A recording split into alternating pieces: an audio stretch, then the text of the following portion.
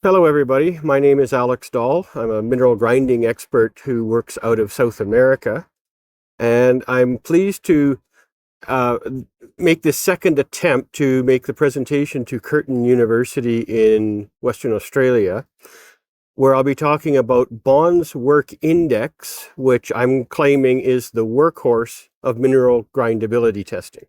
So we need to talk a little bit about the universe of grinding models that we use in the industry.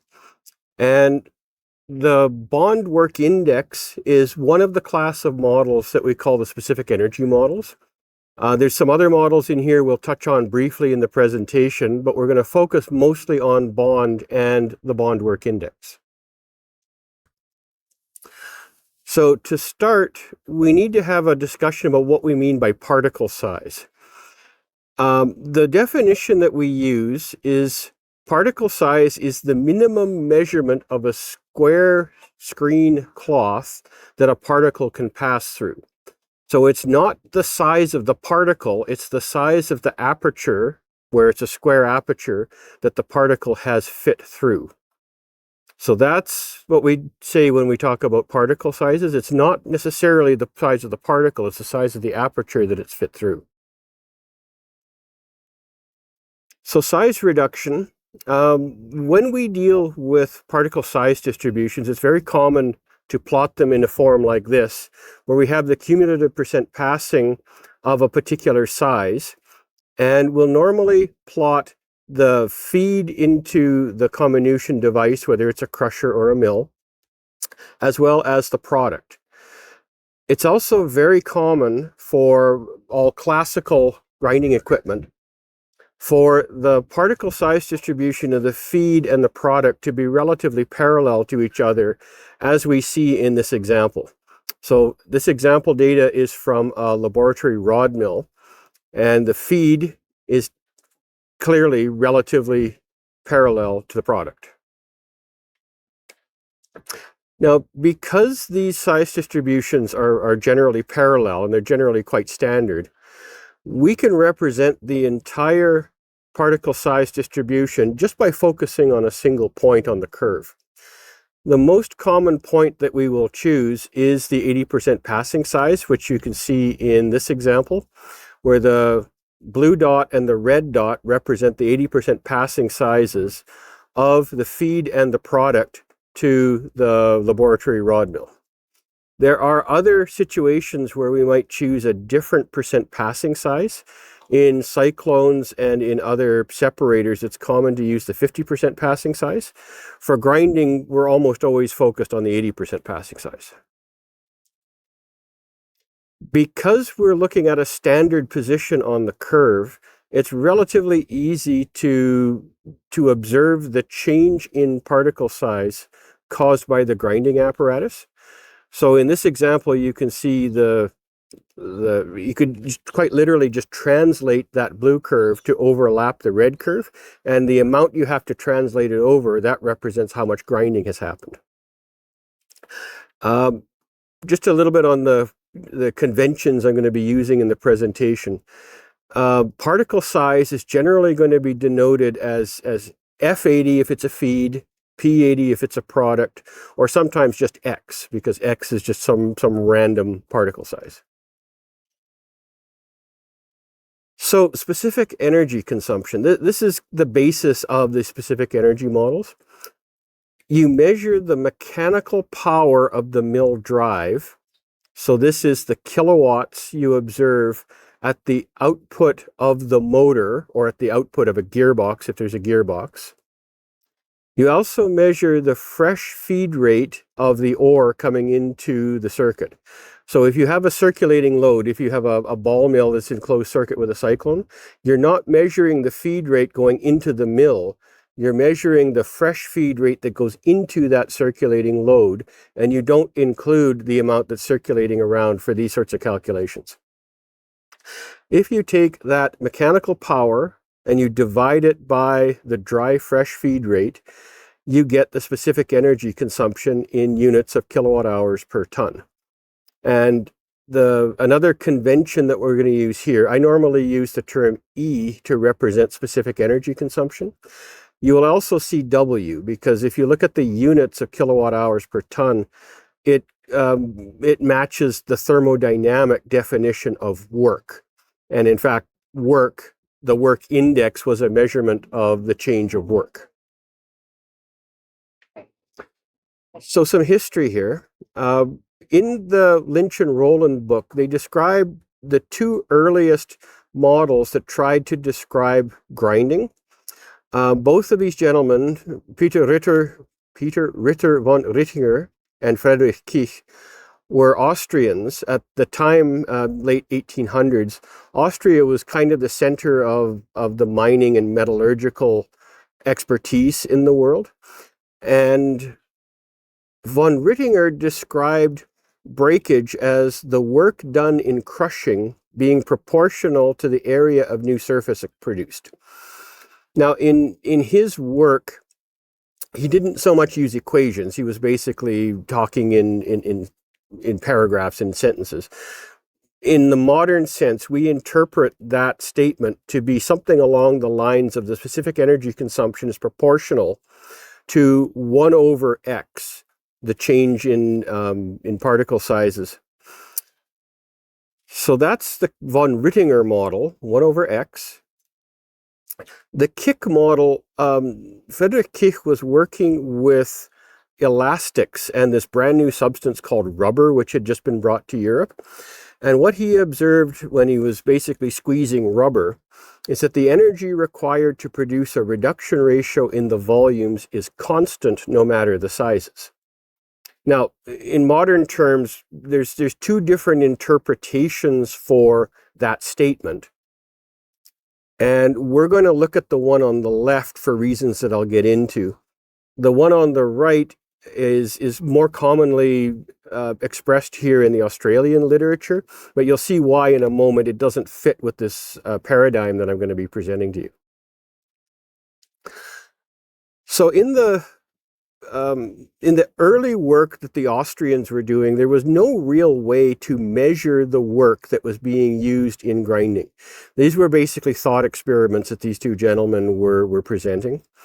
It wasn't until electric motors appeared in the industry starting in the 20s into the 30s, 1920s and 1930s, that people could start measuring the power and the specific energy consumption of actual big grinding mills, and they could start collecting databases that could then be used to calibrate models and to check how these two classical models worked.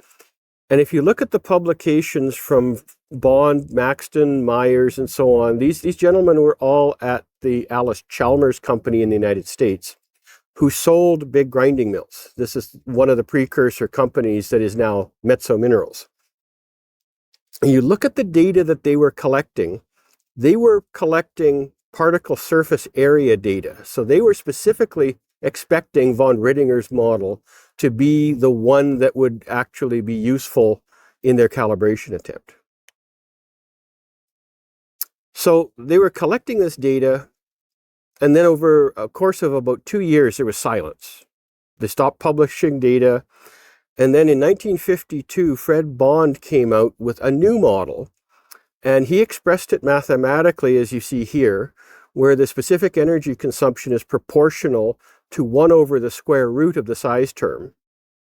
And this was kind of an odd result because they had trouble coming up with a physical manifestation that would represent this geometry. And the best one that Bond came up with is saying that the useful work input is proportional to the length of a linear crack tip inside of a spherical volume. So this is Bond's model in a generalized form. And here's the data set that he was working with. So this doesn't actually come from the 1952 paper. This is a little bit earlier.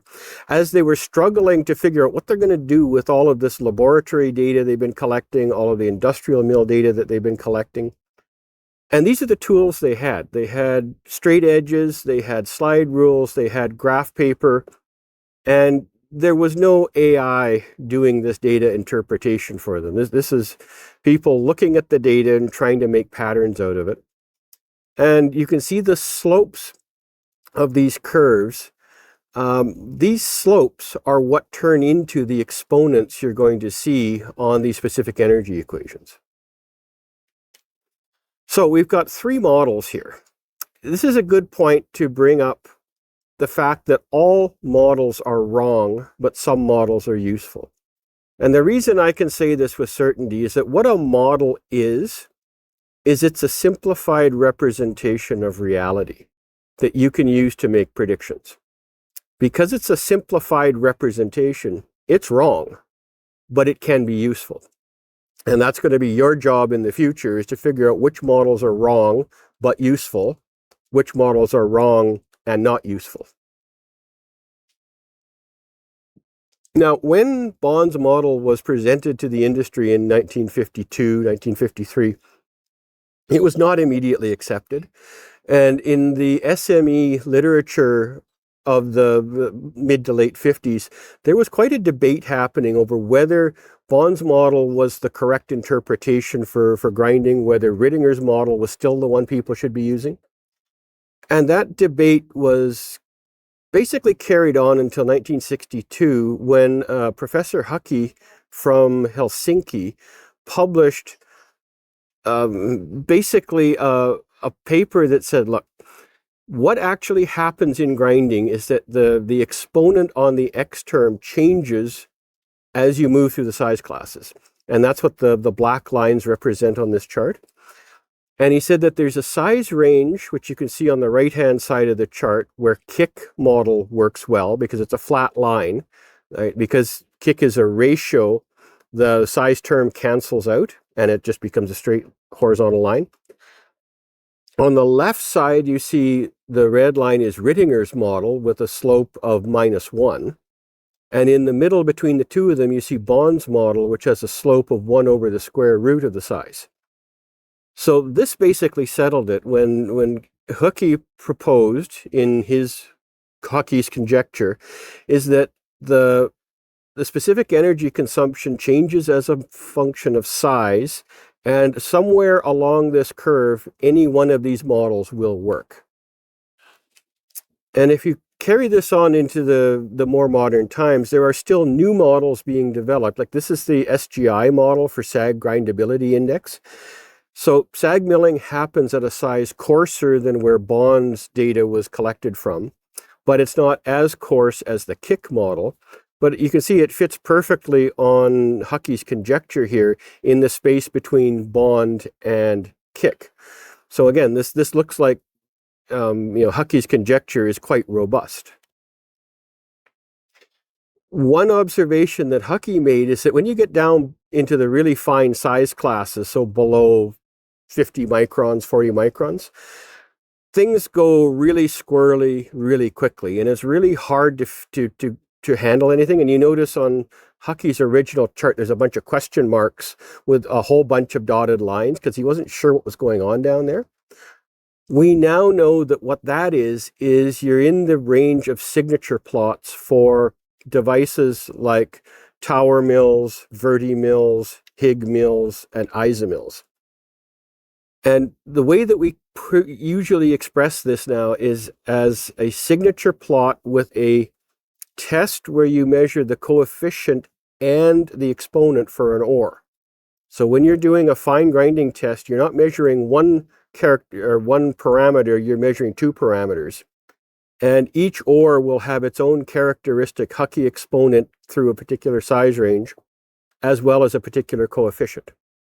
So again, Hukki was bang on in the 1960s, and he wouldn't know it until we got much closer to the present day that this still holds.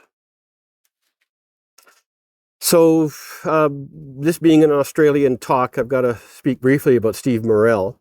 Developed a variant on the Bond formula that uses a variable exponent.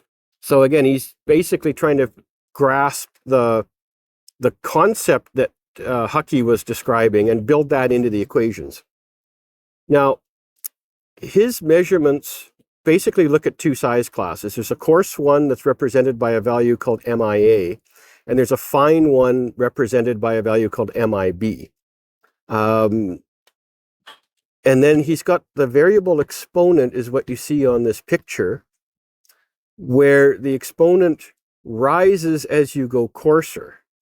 Now that's very interesting because this is backwards to what Hukki was predicting, where in Hukki's equations, as you go from left to right, from coarse to fine, the exponent gets steeper, the exponent increases. In Morel's, it's the opposite. On the right side, in the coarse sizes, he has the largest exponent, and on the left side, he has the smallest exponents.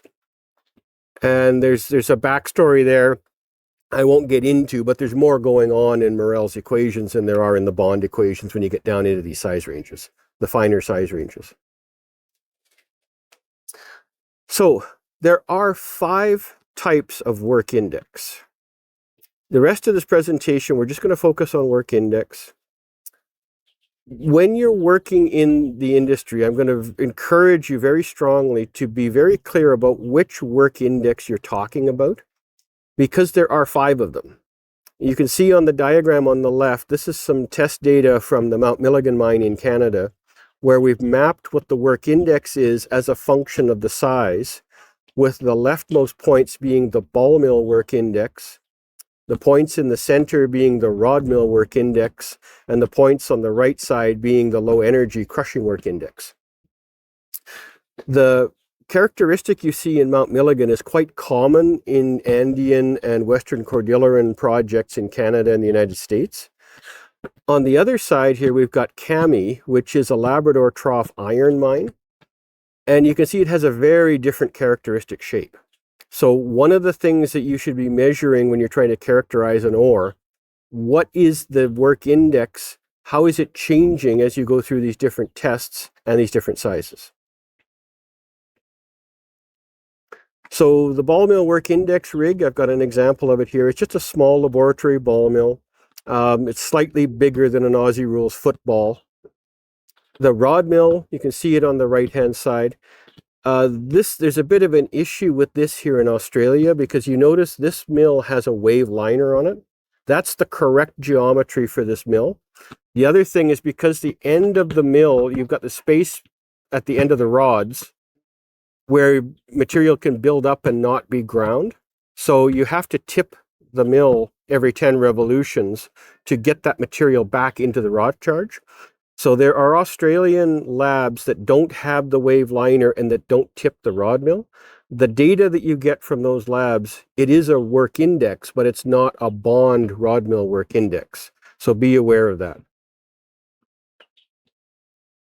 The crushing rig, there's a couple of different designs out there, but I'm showing you the one here, which is a pair of pendulums that you lift up the pendulum and then you drop it on a rock specimen.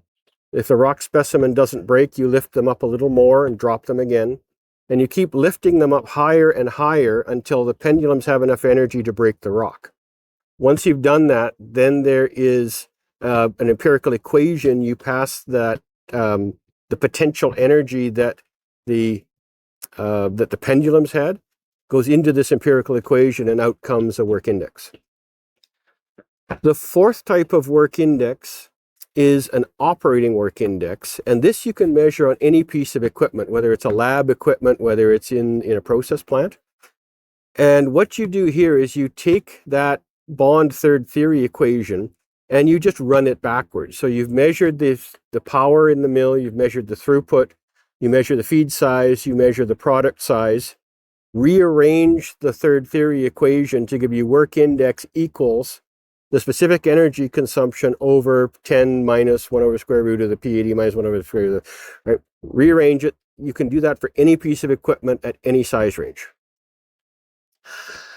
And then there's the 5th type of work index, which if you want to say the work index, you're actually talking about this rather delightful looking series of equations. The 5th type of work index is a way of expressing the integrated form of Hukki's conjecture being the differential equation on the left. When you solve it in a way that you get the equation on the right with these exponents, that exponent beta, when it is minus a half, then the work index is 1/10 of the coefficient. So that's the definition of work index. It is 1/10 of the coefficient of the integrated form of Hukki's conjecture, where the exponent is fixed at -1/2. And good luck making any use of that in your career unless you're an academic and want to impress somebody. The units of work index, this is a bit of an issue because historically Bond worked mostly with ratios, and he was also working with slide rules, logarithm tables, and things like that. And this, at the time, it was very common to grind to a product size of 100 microns.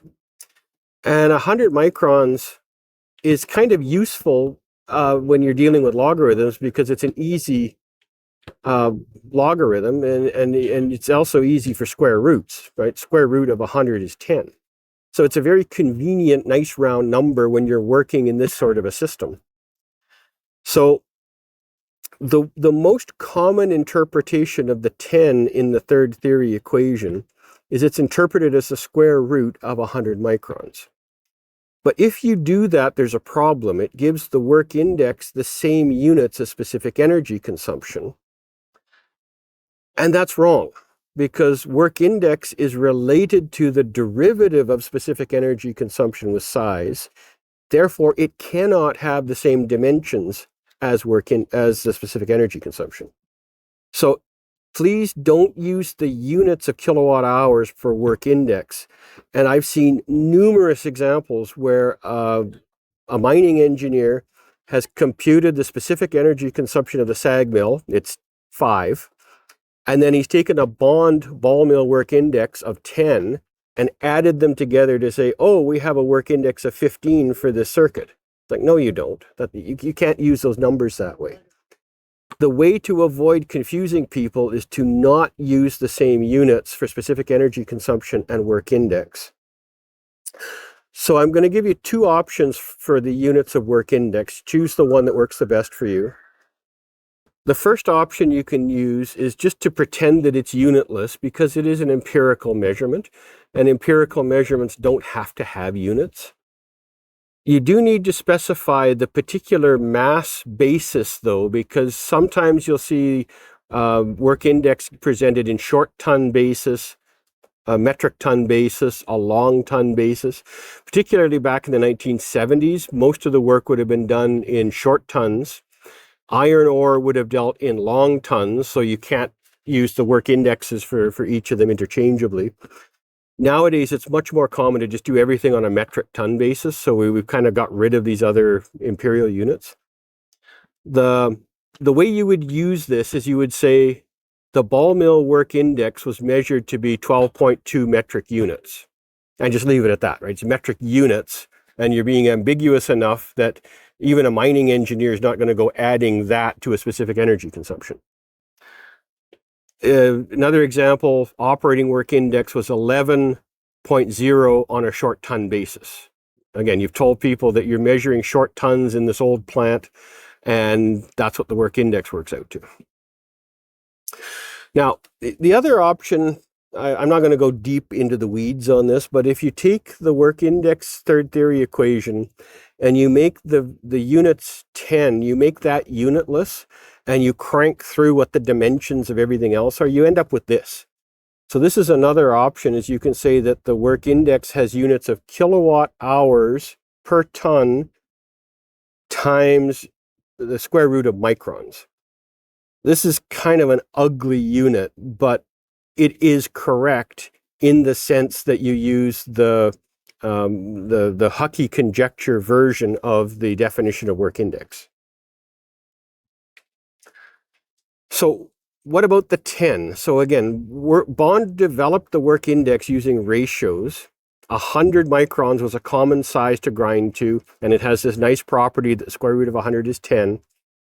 So that's why the third theory equation looks basically like what you see here. It's the work index times 10 over the square root of the product size minus 10 over the square root of the feed size. I'm claiming that right now we should be treating that 10, that value of 10, as completely vestigial, and it has no modern meaning. Treat it as a unitless scaling factor.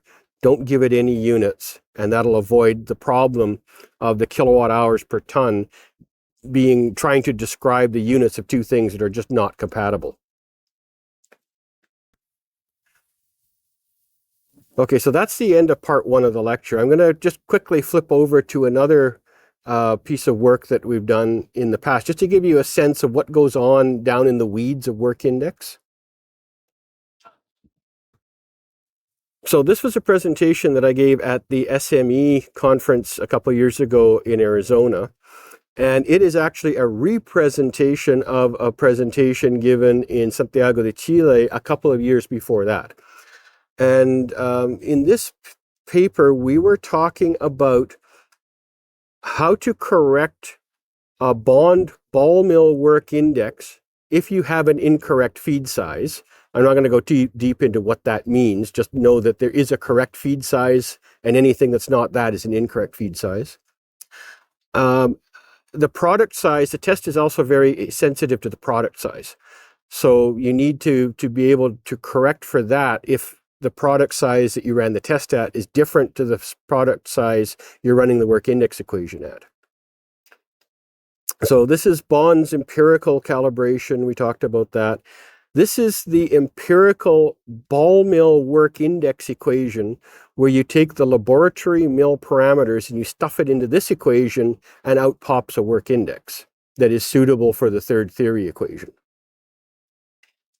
That equation you just saw is only valid for the feed prepared according to Bond's instructions. It's only valid for a product close to the P80 size you're doing the calculations at. It's only valid if the ball mill apparatus has the correct shape and the correct speed. It's only valid if the ball charge is precisely as specified, and that's a whole can of worms that we don't want to go into. And finally, the system has to reach a steady state when you're doing the lab work. So usually you're running this test anywhere between 5 and 7 cycles.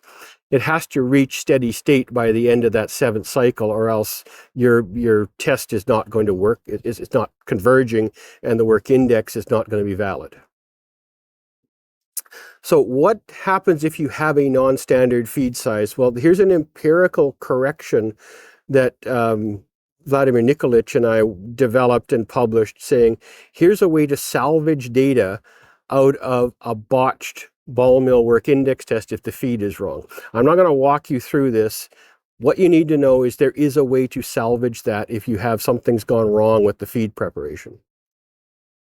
This is the equation. Again, I'm not going to walk through it. Just know that it exists.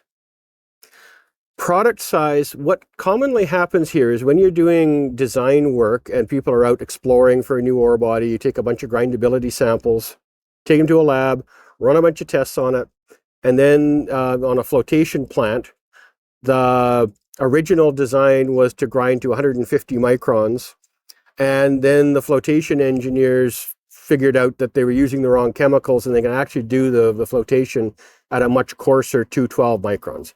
So now we've got a whole bunch of work index tests done to the wrong product size, and we need a way to salvage this test data that was kind of done down at that 140, 150 micron size, and scale it up to what it would have been if it had been 212. And the way that you do that is you take a calibration sample, usually it's a composite sample of some sort, and you run 3 work index tests or more. In this example, we've run 5 work index tests at 5 different sizes. And you plot the specific energy consumption of those 3 or 5 or however many tests you've done. So again, our vertical axis here is specific energy consumption, and the horizontal axis is the P80. Now, this is a signature plot, right? We saw this on a previous slide. And you can see the exponent on this signature plot is negative 0.57. So it's pretty close to Bond's number, which is kind of what you would expect.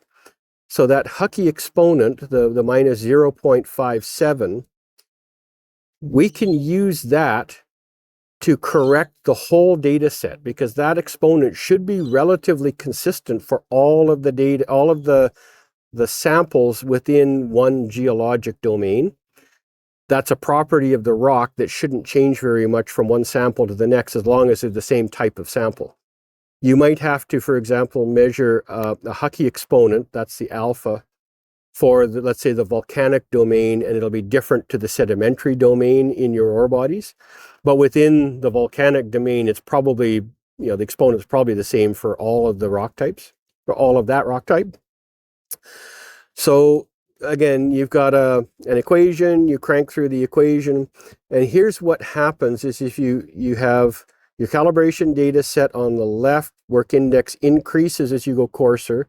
That's normal. Right? I see that a lot, particularly in the Andes and in the Western Cordillera.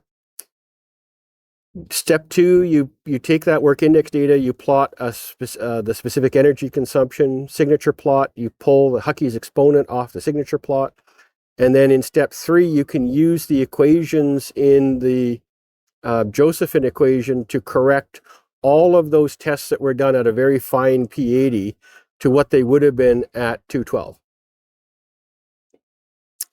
Some other numbers you get out of a ball mill test, you can get a Morel MIB, you can get 11B value. I'm not going to go into any of these here, just know that those exist. And with that, I'll say thank you very much for your kind attention, and hope you found this lecture useful. Drop any questions down in the comments below and I will get to them. Unfortunately, we weren't able to do this lecture in person for reasons, and hope you found this lecture useful. Thanks very much.